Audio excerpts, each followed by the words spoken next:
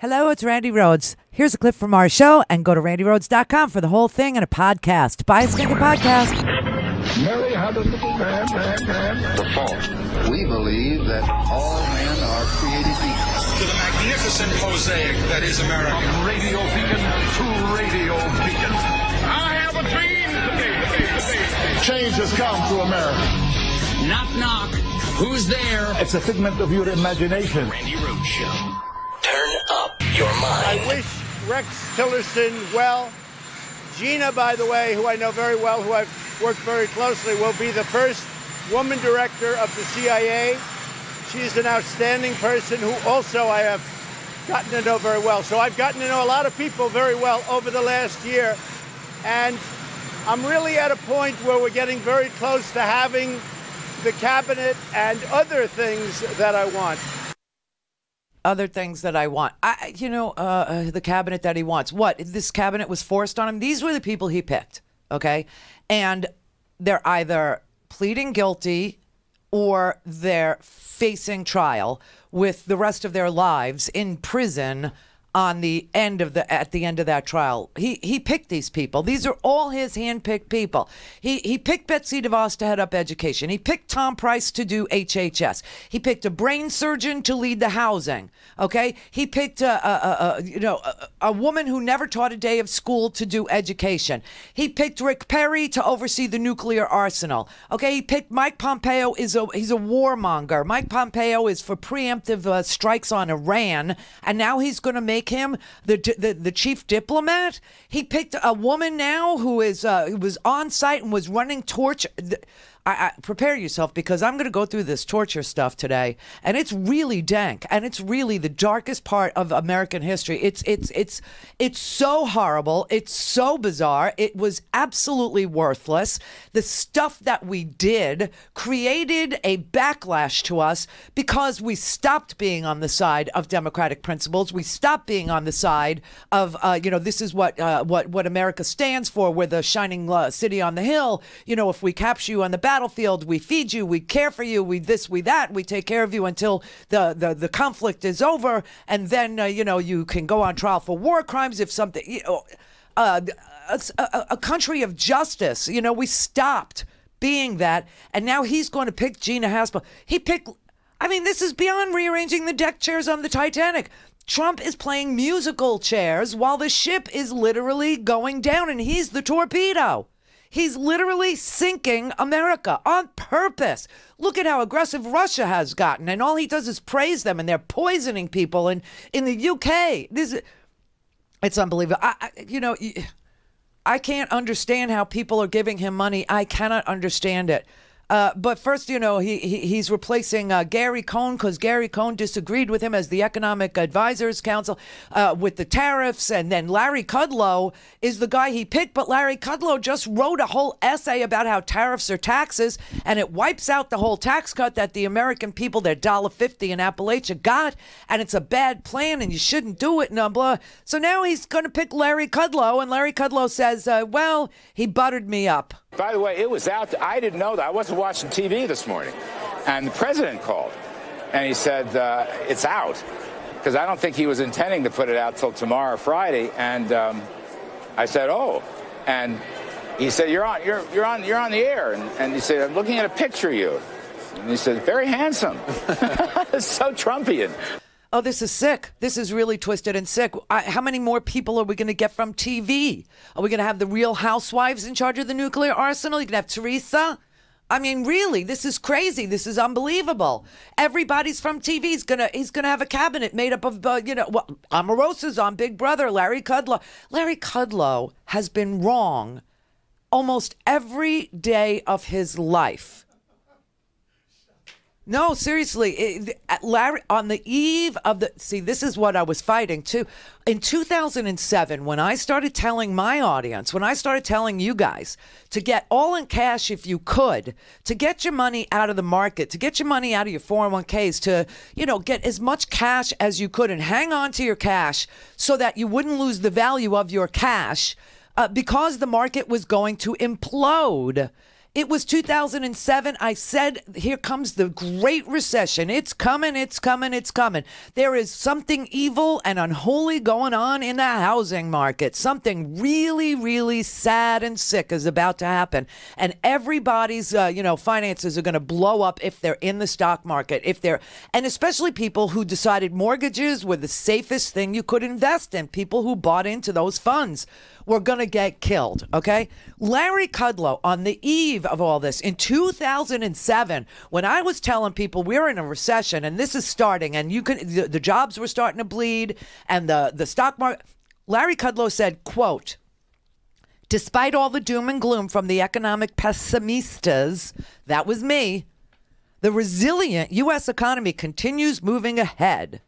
He wrote this in the National Review, if you want to go check it out. December 7th, 2007. He said, all the people that are reporting this gloom and doom forecast, they're all going to wind up with egg on their faces. He called people like me bubbleheads. He said, anybody who's warning you about the housing bubble, listen, you should look at the very positive news in housing. The news in housing, the positive news in housing will be a cushion for the falling home sales and falling home prices that the people are seeing. Right? It's a cushion. There was new, wonderful news. And he was getting information from people like Wells Fargo and Countrywide who were perpetrating this disaster upon the American people. He said that, quote, this is what he said, there's no recession coming. And I used to take phone calls from the people that would listen to this maniac, listen to Kudlow, and they'd call you, there is no recession. A recession is 2 quarters of negative growth, and we haven't had that. I go, meanwhile, we're bleeding jobs, we're hemorrhaging jobs. The price of my house just tanked. You know, I was living in New York, and I still had my house in Florida, and that was my source of wealth, was my one house, which most Americans rely on, to have some stake in the future, to leave to their kids, whatever. And the price of my house kept falling and falling, and that's why I couldn't sell it. I just refused. I refused to sell my house at less than I paid for it. And I kept talking about it and talking about it. He wrote, there is no recession coming. The pessimistas are wrong. It's not going to happen. The Bush boom is alive and well. It's finishing up its 6th consecutive year with more to come. Yes, the Bush economy is the greatest story ever told. That's what he said in 2007. But hey, that's not the only time Larry Kudlow ever got it wrong. Larry Kudlow is a flawless malpredictor. He's spectacularly wrong. In fact, if you do the opposite of what Larry Kudlow tells you to do, you'll end up being okay. And by the way, he's not trained in economics. You know that, don't you? He's a cable TV host whose shows have failed spectacularly. Now he's a guest. Every show Larry Kudlow ever hosted went belly up. Every single one of them. It's not even a show anymore. You know, Kramer was the standout guy because Kramer and Kudlow used to do, and then, Kramer separate and he did Mad Money, right? And Jim Kramer.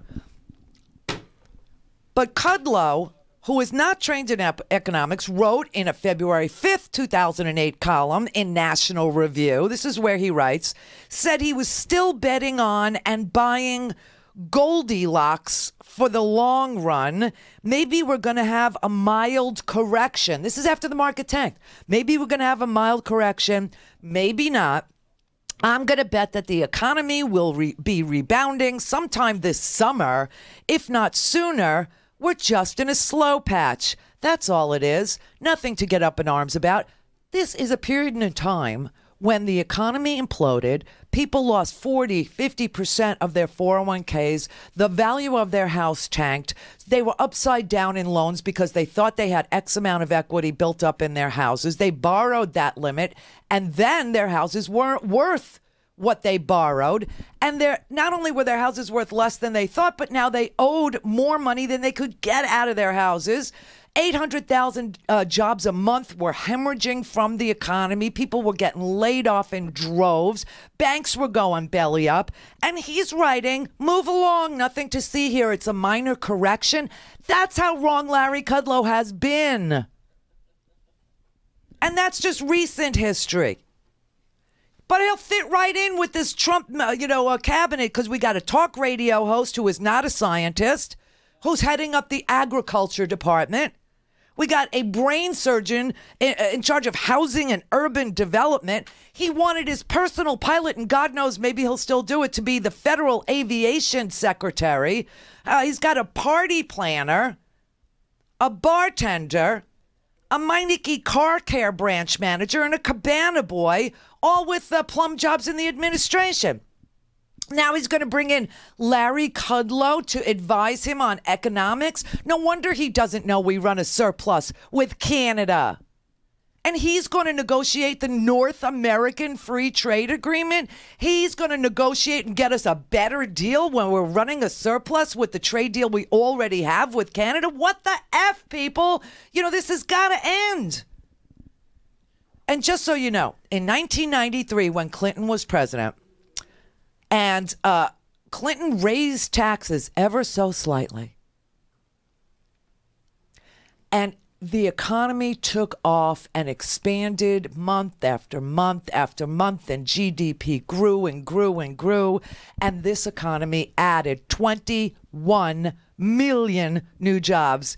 Larry Kudlow said, quote, "There is no question that President Clinton's across-the-board tax increases on labor, capital, and energy will throw a wet blanket over the recovery, which we had to engage in because Bush 1 left us a disaster of an economy. Bush 2 doubled down on daddy and caused the greatest depression if you lost your house, a recession if you didn't. But he said, Clinton's across-the-board tax increases on labor, capital, and energy will throw a wet blanket over the recovery and depress the economy's long-run potential." Here's what really happened. The economy went into an 8-year expansion. 8 years and 21 million new jobs were added. In 2001, he wrote in the National Review. This is the only place Larry Kudlow is anybody. The National Review, they love him. He wrote about the tax cuts, George Bush's tax cuts. He wrote, "Faster economic growth and more profitable productivity returns will generate higher tax revenues." Yes, cut taxes and it'll result in higher tax revenues. How do you collect less and end up with more taxes? I just don't. But he said that's what's going to happen, and future budget surpluses will rise. Well, of course, tax revenue falls, and the budget went from the Clinton surplus and the expanding economy to a great recession and deep deficits. Always freaking wrong. 2002, on Iraq. Larry Kudlow was arguing for the invasion. Let's go to Iraq. In the National Review, he wrote, "The shock therapy of decisive war will elevate the stock market by a couple thousand points." Larry Kudlow was agitating for the invasion of Iraq based on stock market returns, except that, however disgusting that is, because this is what Trump is saying. He's going to pull our troops out of North Korea if we don't get a decent price on a refrigerator? Holy crap. But this is where he gets it from. Well, when Larry Kudlow predicted that if we invaded Iraq, the stock market would increase by a couple thousand points, he was spectacularly wrong again. The stock market fell. The Dow Jones didn't get that couple of thousand-point elevation for years, and $6 trillion in deficits. 2009, Larry Kudlow says, quote, "President Obama is waging war on investors. He's waging war against businesses. Inflation is going to ratchet higher. The stock market and corporate profits will tank." The stock market under Obama and corporate profits under Obama rose to record levels, and inflation stayed historically low, which is why your interest rates are so low. You could get a home mortgage at three. If you have good credit, you can get it for 3.25%, 4% if you're right in the middle of the road. I mean, history is repeating itself. This is unbelievable. So now he writes in December, after the Trump tax cuts, "I dismiss the dreary mainstream forecast. I predict annual growth as high as 5%. That is a complete and utter repeat of his 2002 prediction about the Bush tax cuts. Oh, my God. And this is our new economic advisor.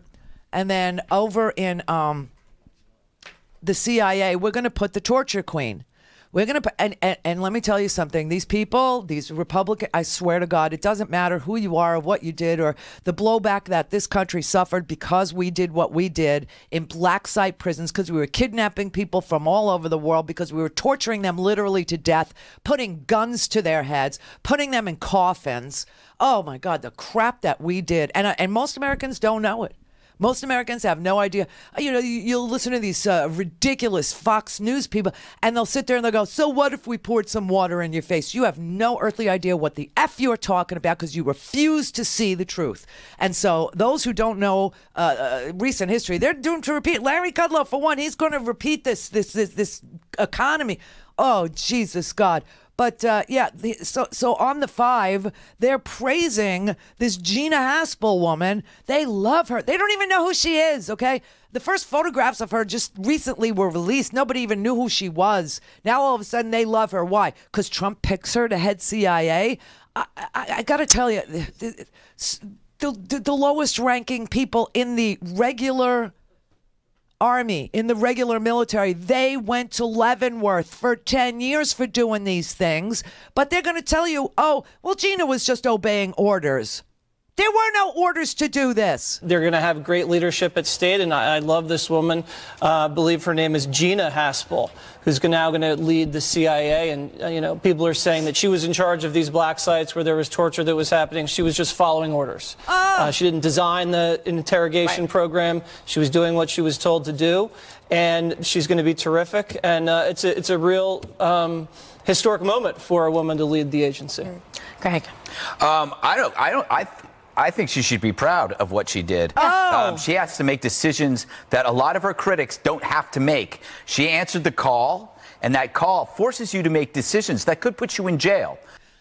That's right. They could put you in jail because it's obvious these were illegal things that were going on. The CIA opened their... I'm just going to give you a little heads up because I'm going to read this. I'm going to read from the torture report that was classified until 2004. 2004, we got an unclassified version. I bet you nobody in this audience has ever looked at it. 537 pages that I've read so many times I can't even tell you, and it makes your skin crawl. But they were making this up as they went along. They opened the first black site prison in Thailand. Abu Zubaydah was the first person they tortured. He had no information, but they tortured him endlessly. And what they found when we went back and looked at it was not only were these interrogation tactics ineffective and just cruel and produced nothing, but there was no plan. They were making it up as they went along. Go to RandiRhodes.com for the whole thing and a podcast. Buy a stinking podcast.